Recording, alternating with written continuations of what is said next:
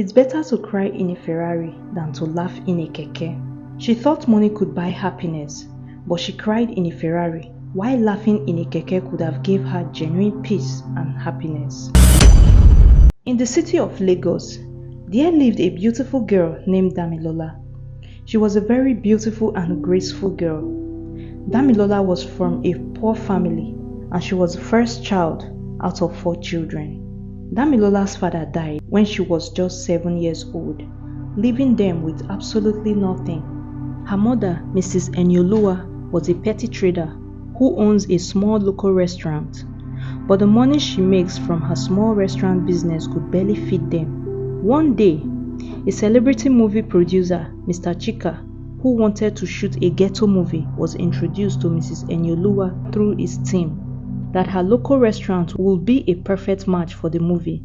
Days later, Mrs. Enyolua and her small local restaurant became part of the movie. She wasted no time to introduce Damilola to the celebrity movie producer. 4 months later, Damilola became a celebrity actress. She became very popular across the country. Mrs. Enyolua was so happy. She could now send her children to good schools. Damilola, as the star girl, became the golden girl of the house. She was highly respected and literally worshipped by her family. As years passed, she grew more famous. The elite, business moguls, politicians, alhajis were sought after her. Some wanted to be close to her to tap from her fame. Some politicians wanted her so that she can help them gain favor from the masses.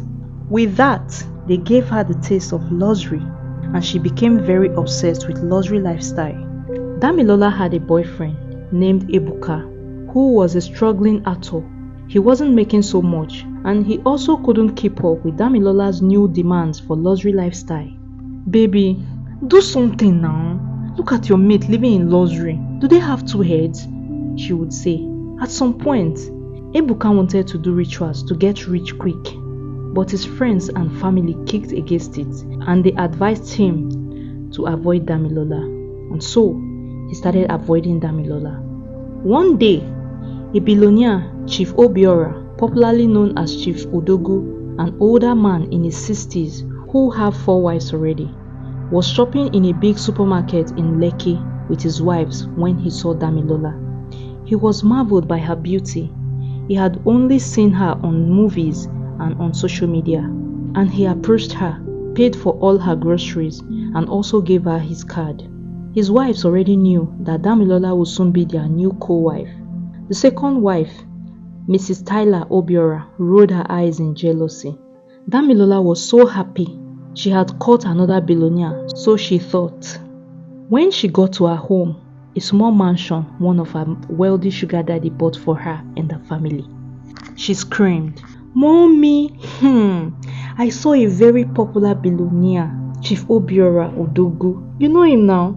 He paid for all my groceries and he also gave me $5,000. Can you imagine? And he gave me his card as well. I'm calling him right away." Her mother was so excited, but she also warned her to be very careful that the man is too old for her and that he has 4 wives already. But Damilola wasn't listening.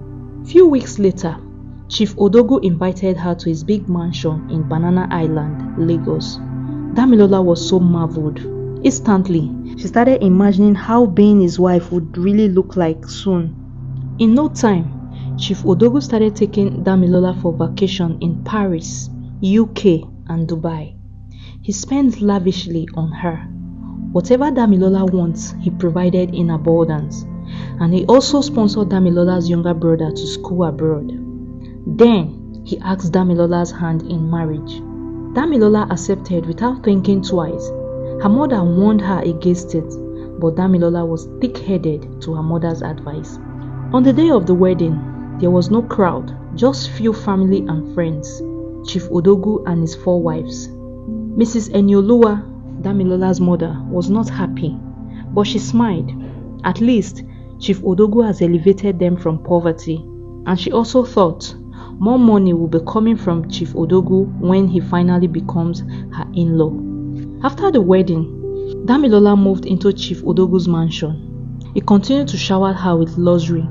He buys her designer clothes, shoes, bags, and also bought her a Ferrari as a wedding present. They would travel to different countries together, and the other wives started getting jealous because she had become the center of attention in Chief Odogu's eyes. Since Damilola joined the family, Chief Odogu hasn't looked at the other wives for a second.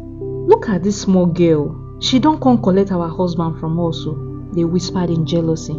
But Damilola didn't care. She was swimming in luxury and attention. Whatever gift or money she gets from her billionaire husband, she would post it on Instagram. And the young girls who flood her comment section. God, when? 1 year later, she gave birth to a beautiful baby girl, and Chief Odogu's attention had started to drift from her to his other wives and his side chicks outside.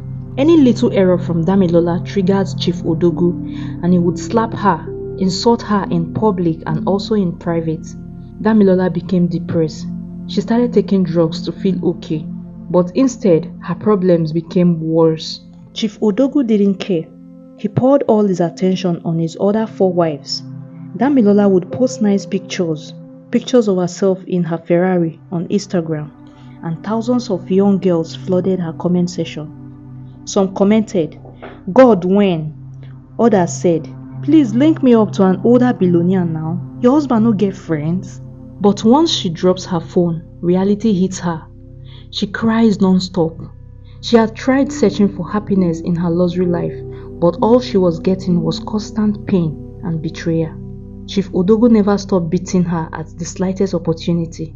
He started treating Damilola like a forbidden child. 2 years later, one afternoon, Damilola sat in the balcony thinking about her ex-boyfriend, Ebuka, who was now doing so well for himself.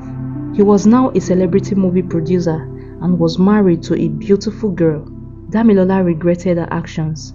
It's better to laugh in a keke than to cry in a Ferrari, because what is all this I'm going through, all in the name of luxury lifestyle? I would have been doing so well for myself by now. And see the girl that has taken my place. Kai, I fucked up, man, she murmured, tears rolling down her cheeks. Chief Odogu knew that any woman marrying him is for his wealth, not for love. So anything he buys for his wives or concubine, he buys in his name. The Ferrari, the private jet, and the mansion he bought for Damilola was in his name. One Saturday afternoon, Damilola told her mother everything and also told her she was planning an escape. Her mother supported her, but they knew Chief Odogu would come after them. Chief Odogu was the kind of man that nobody escapes from. But Damilola had saved some money, and she was also happy that her daughter was abroad. One evening, while Chief Odogu was outside the country for a business meeting, Damilola seized the opportunity to move, and she relocated with her family to the UK for a while.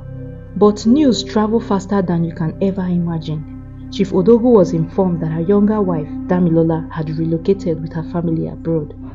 Chief Odogu was so angry.